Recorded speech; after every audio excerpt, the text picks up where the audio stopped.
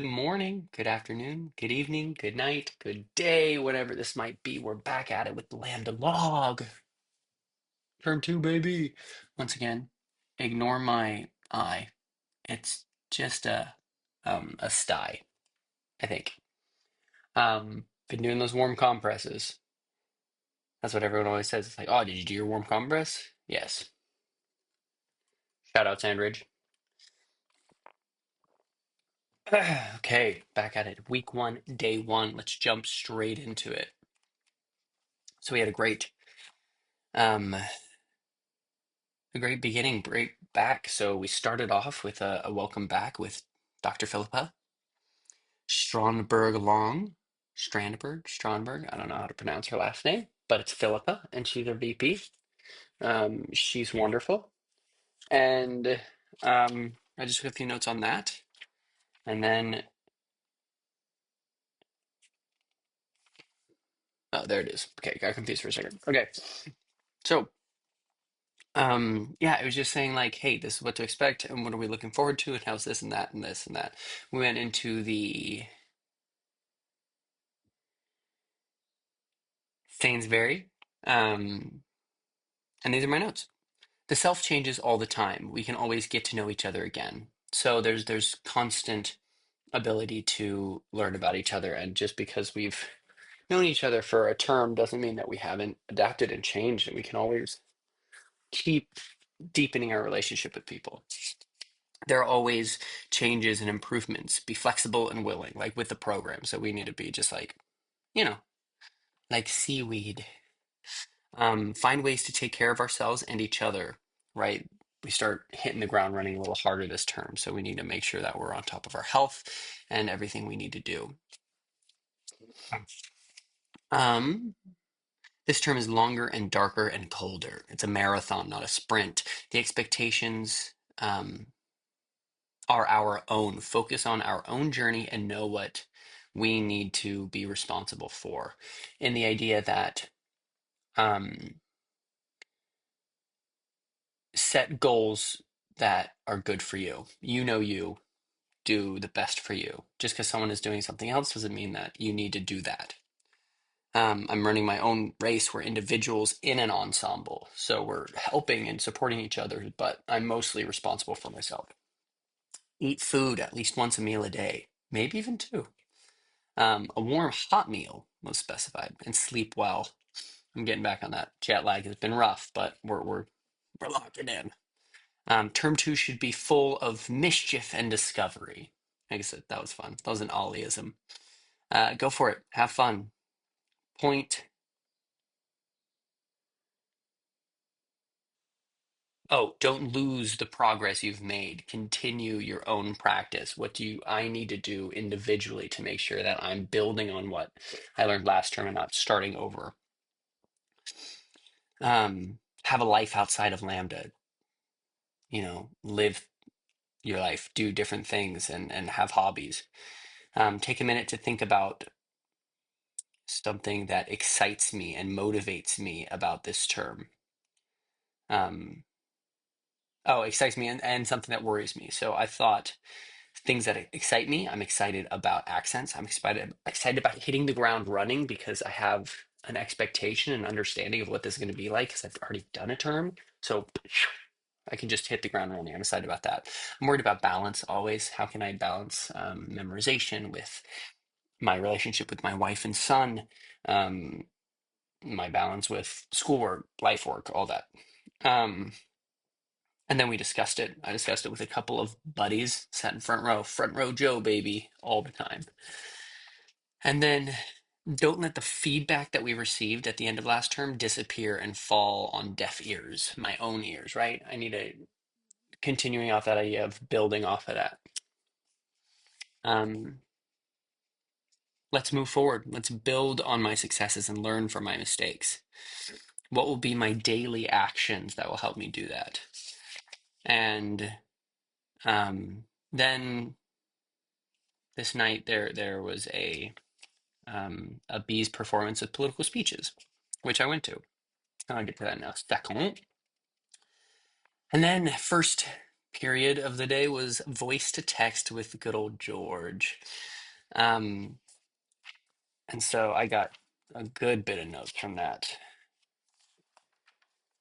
From here, all that, all that, all that. So, jumping right into it, we'll be looking at rhetorical devices and which will accumulate in political speeches. Um, this rhetoric forensic public speaking. We asked if anyone had experience with it. I taught public speaking for a little bit. Um, this will be focused and filtered through the application for actors. So it's not just the idea of writing speeches, but it's performing them. A lot of the time we won't be, well, actually, we won't be focusing on writing our own speeches at all. We'll be totally focused on performing them, other people's speeches. We will see and learn words to identify rhetoric. Okay, rhetoric is an argument. That's the simplest way to describe it. Rhetoric is an argument.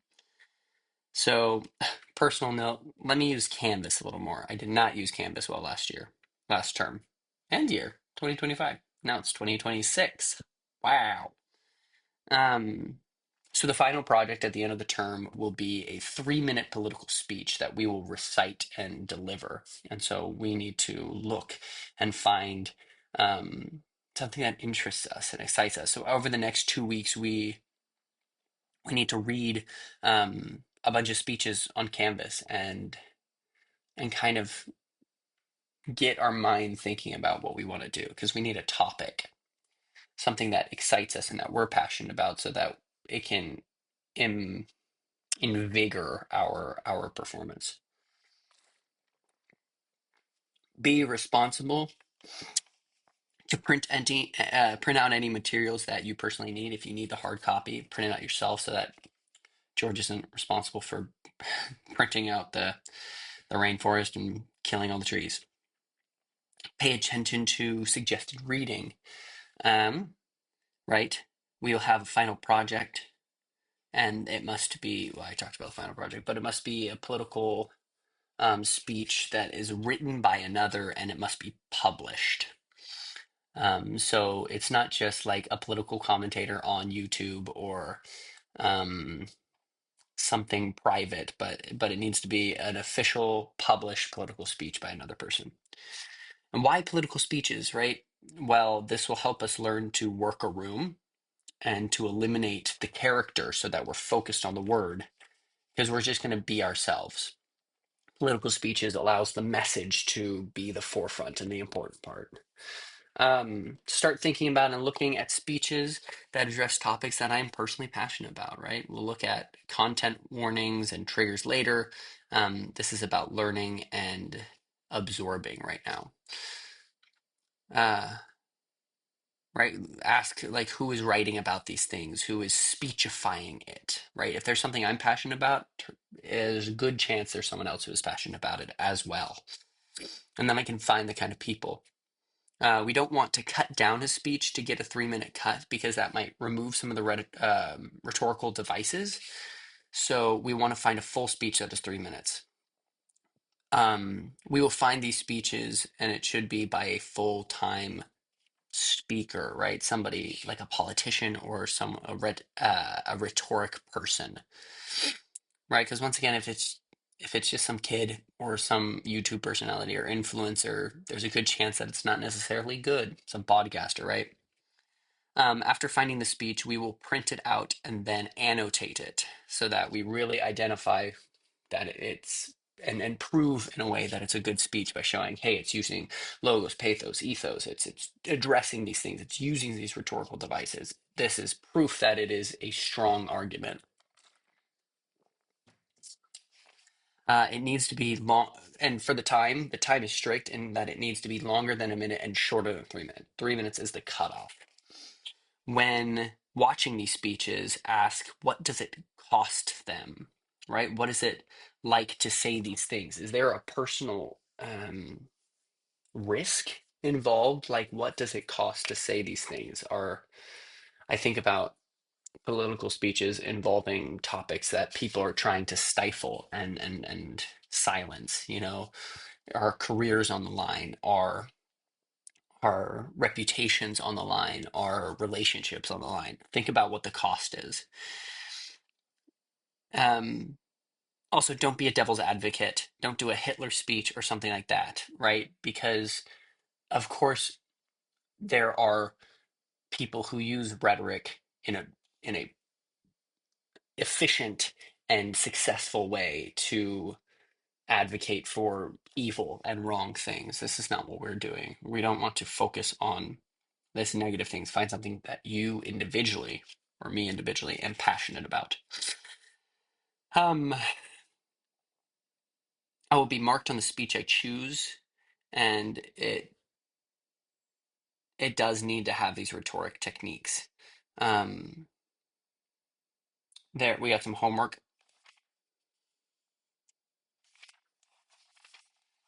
Read through chapter one. Oh, no, no, this is just what we did in class. Sorry.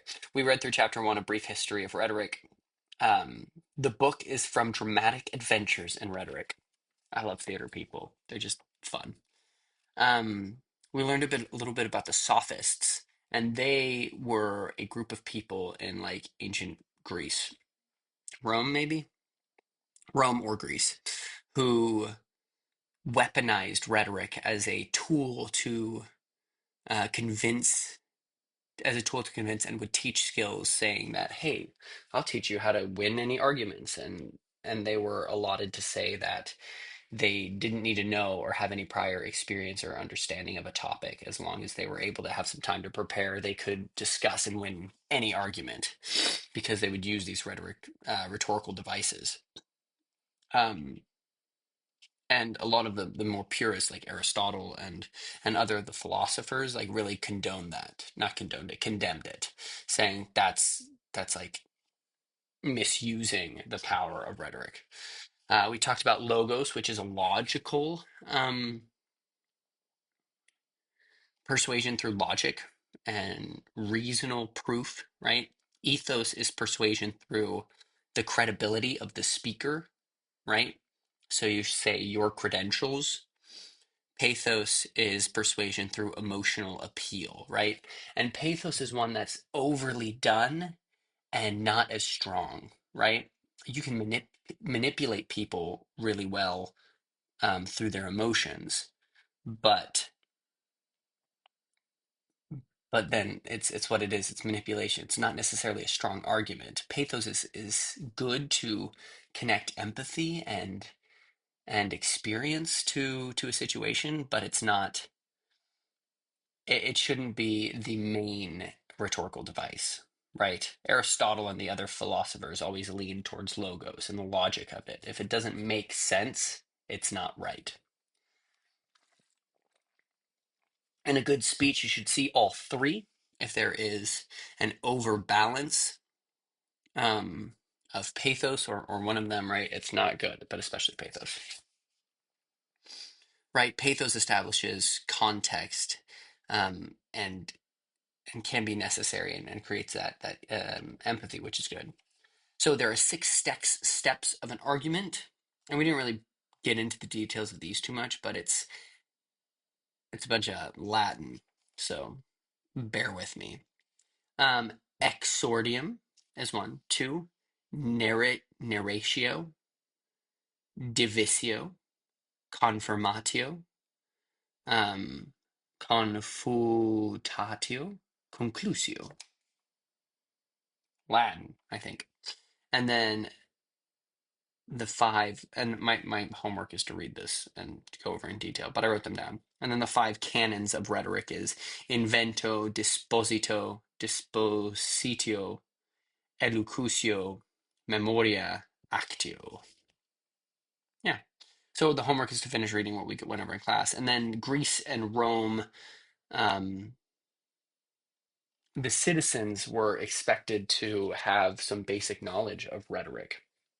And the citizens at this time were land owning men, and so they were the only ones recognized as citizens because they had a sharehold of the country itself by having land, and so they were expected to be able to speak and convince and argue for their land. Um, yeah, right. Pre-Victorian age, so before Queen Victoria, a woman was either a daughter or a wife, right? And then if unmarried, she was dependent on a brother. But also before World War II, everyone learned rhetoric. It was a part of almost the universal education, at least in the Western world, and everyone would learn these skills and how to argue and how to convince and how to identify poor arguments, which I believe would be very helpful in now. Then we kind of identified what is a political speech and what isn't a political speech. So, what is a political speech? It needs a call to action that the people listening need to do something. They need to vote. They need to protest. They need to change something or act in some way, right? It needs to have a point of view or ideology, agenda. It needs it needs an audience, right? It needs to be spoken aloud. It can't just be written.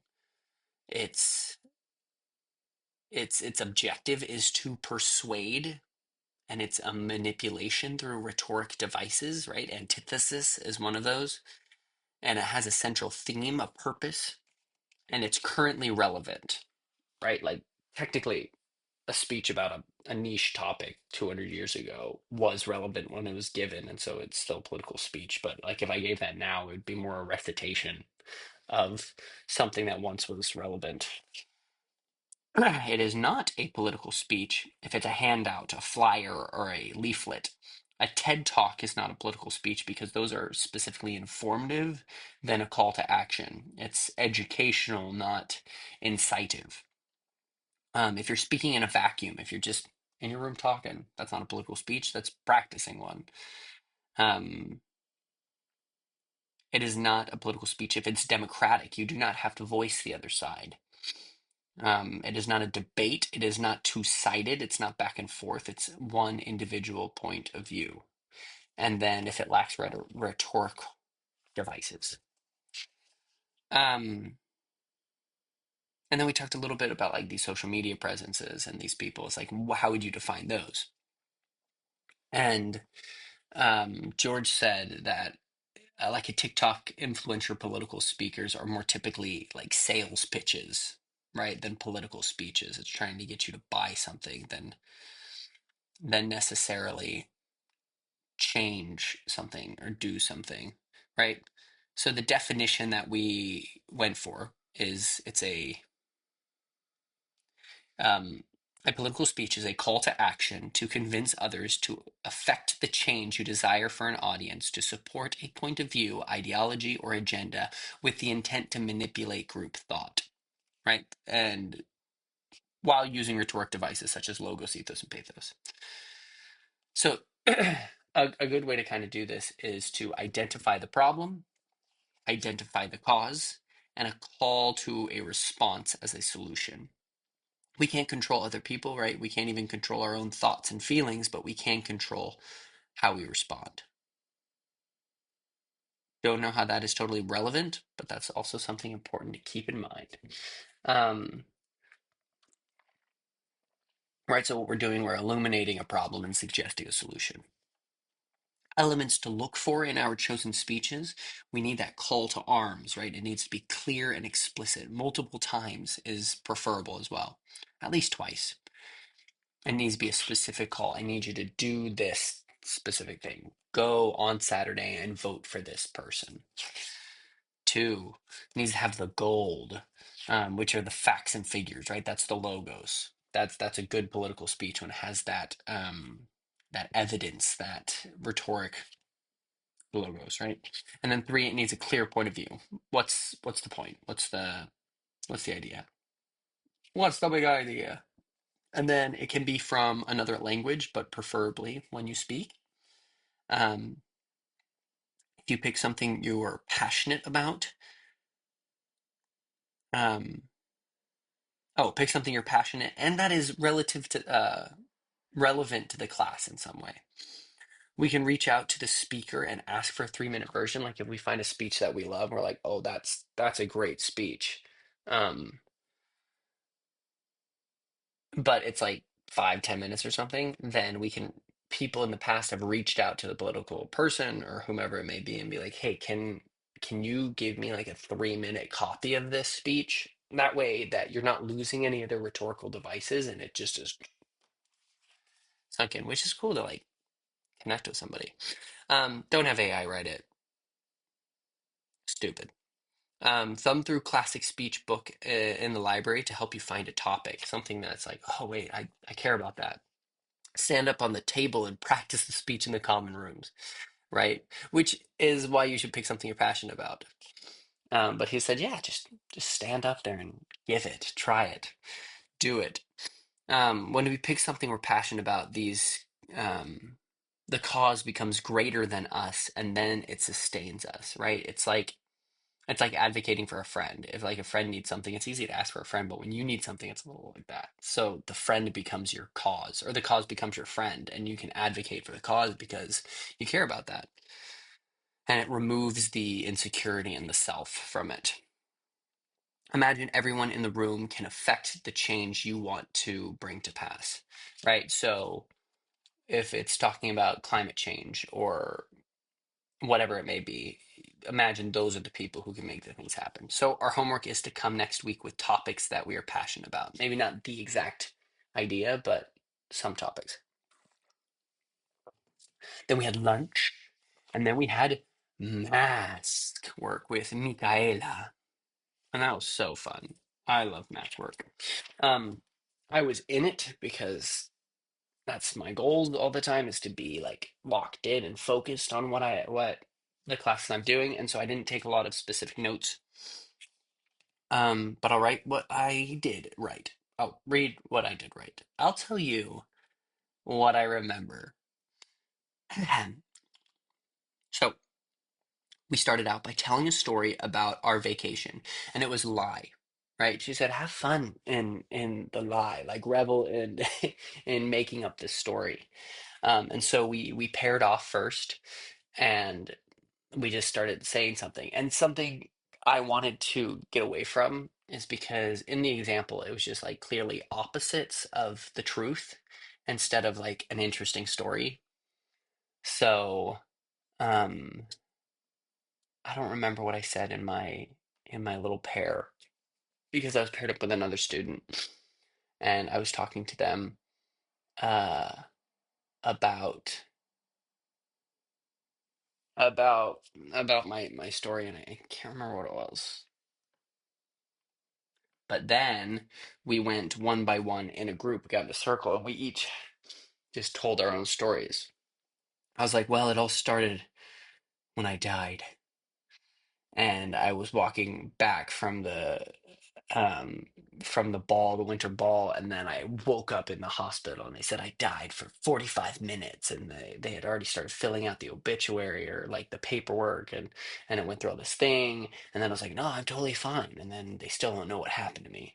And then I went and I made it back home. But then when I got to my mother-in-law's house where I was living, um, the door was locked. And so then I tried the garage door and the code had been changed. And then I was peering through and I was like, what's going on? I saw this little kid and he was like peering at me. And I was like, why is there some 12-year-old kid in my mother-in-law's house? That doesn't make sense. She doesn't hang out with 12-year-olds. And so it was this whole thing. And then I found out they had left me and were disappointed in the fact that I abandoned them and moved to England. And um and so they moved to Canada and left me. It was something like that. I don't know. I had a positive experience with my break, so I was like, I'll pick something negative. But it was fun. And then everybody told fantastic, wonderful stories. There was one about a rhino baby. This guy said how he and his girlfriend um, were thinking about expanding their family and having a kid, and so they looked for one and they couldn't find one, and then they went to the hospital, but no one would let them in to take a baby. So then they went to the zoo because they heard a rhino was being born, and so they caught the rhino, and then he fell in the Thames and was mutated into this rhino boy, and then he profited off of him by having him do manual labor because he was very strong. Um, it was wonderfully wild. We had people swim across the Atlantic Ocean. We had people walk many different places, and it was just so fun to see people make up these stories. Um, yeah, and then we did this leaning into a space, and so I'm gonna get up as I do. Usually it's just for combat. Oh, my body. Okay, so we bent our knees a little bit, and then we found a space, and we leaned to it. We turned our head, and then we adjusted our body so that we were focused on it. And that's like, oh, there's a new spot. Lean, make our body. Oh, behind us, lean. Oh, wait, you should lean first. Head, body, right? And so the idea is that you're following that idea. So, did I skip the game? Oh yeah, we played this game. I think this was earlier. I don't know if it had a name, but it's like zip zap zop.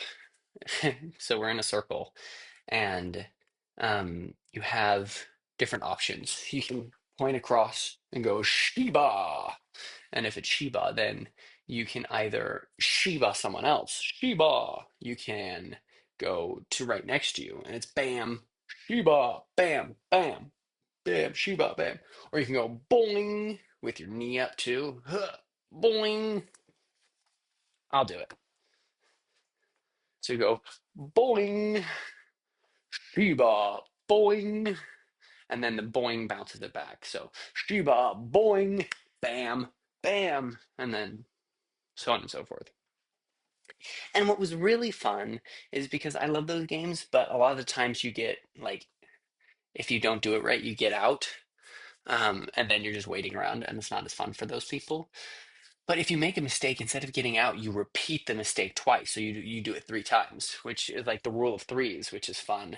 And then so if you go, "Wah, wah, wah, Shiba," and there's like, bam, boing, right? Or whatever it may be. And that's a great way to just keep it interesting and cool. And I love that. Then we walked with intent, and we found like different levels of um like awareness and activeness. So we started off just walking ready, right? So there's a little bit of attention and anticipation. We're walking with purpose, and we're walking to space. And then how does that change if we're relaxed? And then if we're like sub relaxed, like, oh, it's such a difficulty to like move your body, and that just brings you to the ground, and you're trying to get up, but you're just so relaxed. So sub relaxed, and then relaxed, just yeah, and then we talked about like how that made us think, um like where it makes us think, are we on the beach, right? What's like the connections that our body makes and our mind makes. And then there's ready, right? And then there's also alert, which Michaela said, try to listen to something outside of the room, of the studio. Listen to the train tracks. And there's this hesitation and this stillness, and then quick, and then quick, right? And so there's that. And then above alert is panic. I don't think she named that one, but I did. And that's just still. It's where you freeze, like something's running at you, or you're gonna die. And you're like, oh! And so we played around with those different states, and we ran to different points, and we're like, hey, and what vocalization came with it? When it's alert, it's like there were commands involved. Oh no, yeah, when there's alert, um, there were questions like, what's that? Or who are you? What's going on? And then the panic or the higher than alert, were commands like, yo, stop, run, get out of here, right? Because you were active, you were going for things, and there was that high tension and high feelings. Um, yeah. So sub-relaxed. Well, you're just slurring your words, if you're like highly intoxicated. Someone mentioned like the heroin lean or like the fentanyl thing where he's like hardly able to stand up, but you are somehow. Yeah. And then we got to play with some masks. A lot of the time there's a rituals with masks. Like some people treat the mask like it's its own identity, and then it possesses you in a way, or it en- endows you with power or something. Um, Michaela thinks that's silly is a strong word, but not necessarily what she's going for. Not necessary. And so she does think one ritual thing that is good is that you turn around from the audience, you look at the mask, you kind of take it in, you put it on, and then you assume the character. Hey, hi. Whatever it may be. Um, and so we got to pair up and play around with those masks, and it was so fun. I There's something so freeing about a mask. It gives you this jumping off point. It's like here's a character because they're so caricaturized. They're these long noses or these fat noses and these exaggerated eyebrows, and they're all half masks. So our mouth is still available and text is still going to be accessible. Um, that was cool. Yeah, that was the gist of the class. But I'm excited. Should be fun. Then we had a 30-minute break, and we moved to embodiment with Anna Barkin. She is Russian and super cool. Um, she, yeah, I'm just gonna read the notes. But the whole point of the class is we're learning about embodying character. Beforehand, we were asked to print off a scene or pick up a scene from the Three Sisters between Masha and Vershinin. Vershinin? I have no cards. Vershinin. Vershinin, that's his name. Vershinin. Anyway, I got it. Vershinin. Um, and then we were supposed to read Three Sisters on the way to school for this day. I just listened to the whole thing, put on double time speed, and I'd watched it and read it before, so I was just like, I'll remind myself as I walk an hour to school. And it was great. So Stanislavski was all about bringing self to the character. This is not this class. This is about fully surrendering to the character and given circumstances. It's not like how would I play Hamlet, but who is Hamlet? And how can I be Hamlet? This is about transformation, changing physically, mentally, and psychologically. Anna is Russian. She's from Moscow. Moscow. I used to know how to pronounce things. And then I hear so many different ways. But she studied drama school at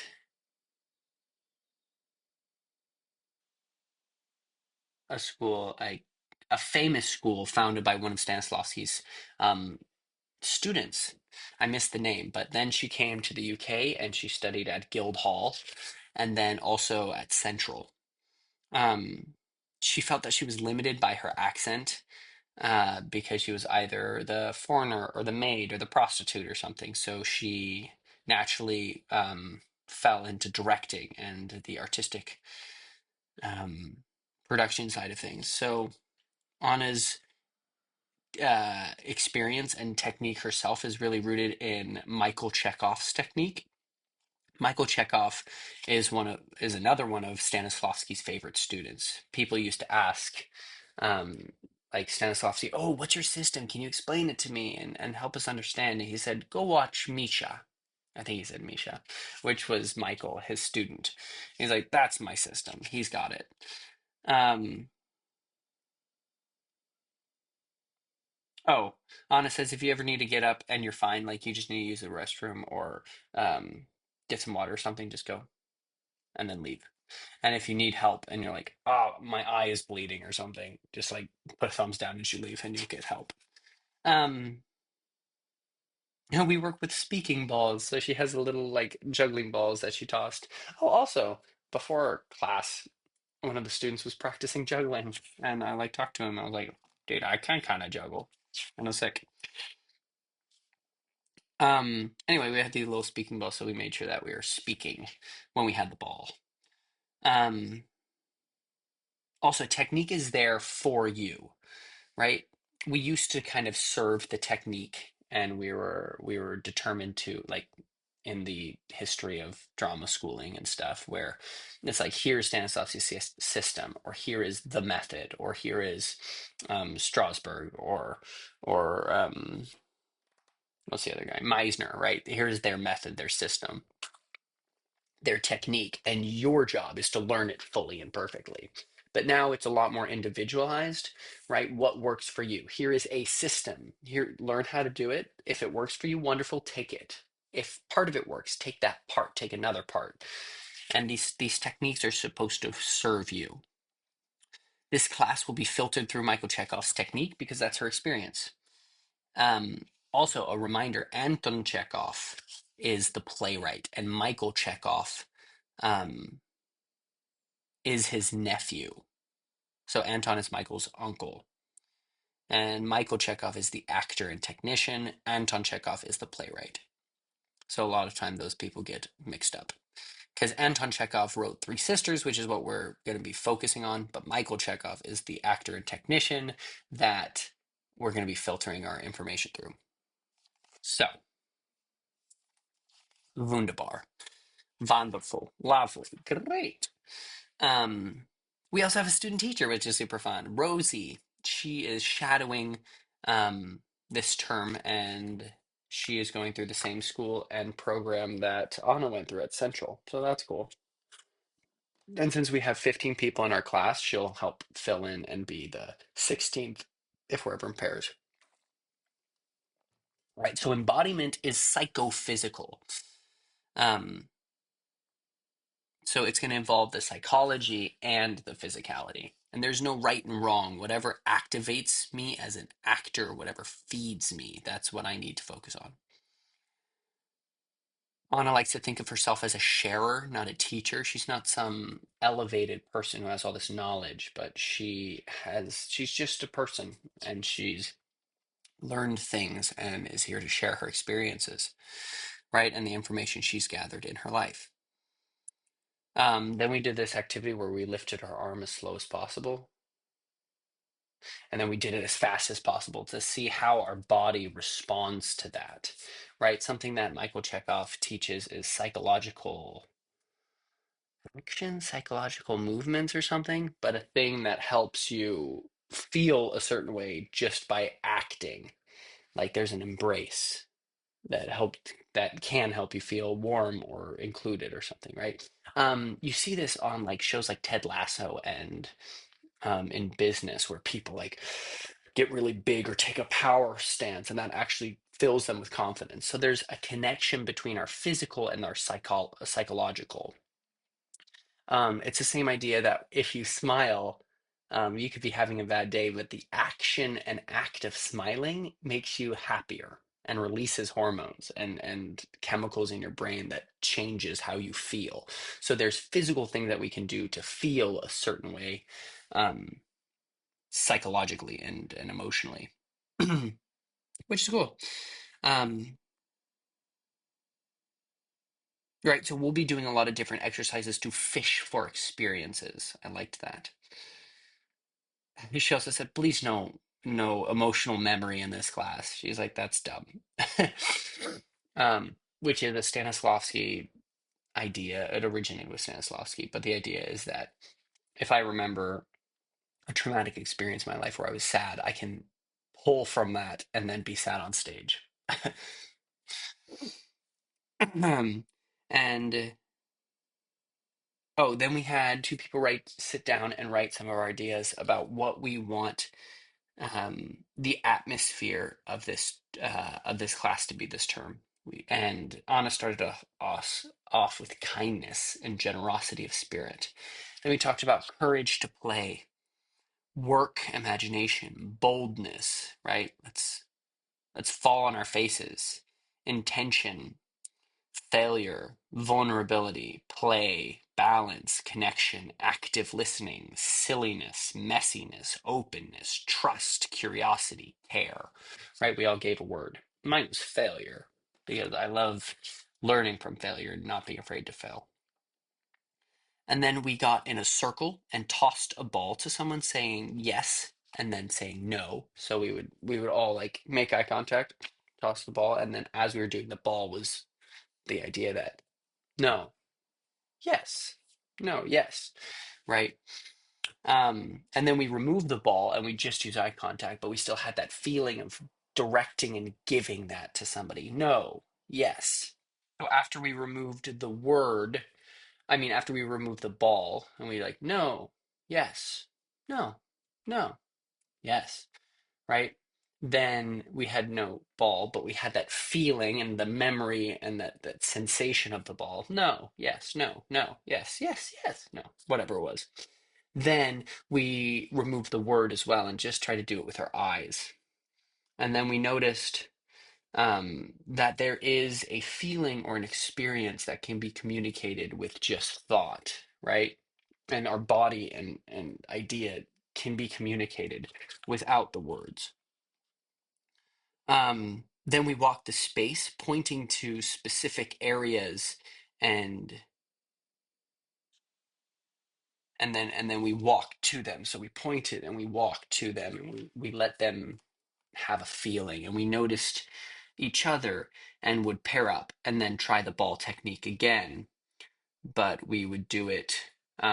We would add yes, no, or I don't know a few different times, and we would try different things.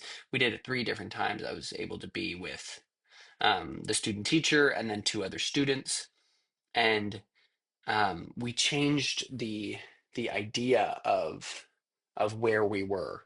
Like for example, the first um, like we imagined that the room was orange, everything was orange, it smelled orange, it looked orange, and how did that affect us, the orangeness of a room? And then we talked about being bathed in moonlight or covered in starlight. And we had a ball. We closed our eyes or had a soft focus and we imagined we had a ball around us. And within that ball was moonlight or something like that. Um, but like for starlight in this ball. And then the ball enclosed on us and us, our individual self. We had this porous, um, it sounds kind of goofy or it's hard to explain because it's a sensational thing, but you imagine you're in this ball and then the ball collapses on you, and so you have this perfect layer over yourself that is keeping this environment, this individual environment that you're feeling to yourself, but it's porous so you can be influenced by other environments. And how does that affect you? So we played with different people and different experience and walking and pointing and experiencing this individual environments or the greater environment with these different ideas. um